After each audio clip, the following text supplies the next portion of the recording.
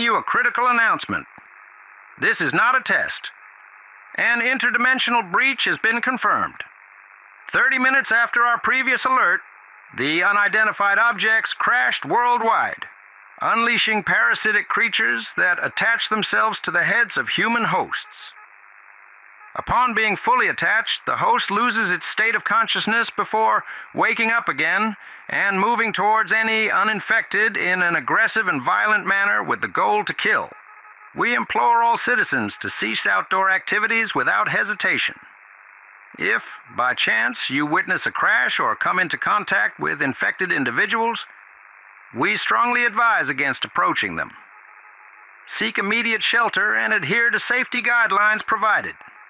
In response to this unprecedented threat, defense forces are actively engaging the unidentified objects and infected individuals. It is paramount that you remain indoors, barricade doors and windows, and refrain from venturing outside until further notice. Your safety is our top priority. Should you possess information regarding the crashed objects or have witnessed an attack, we urge you to dial 911 immediately.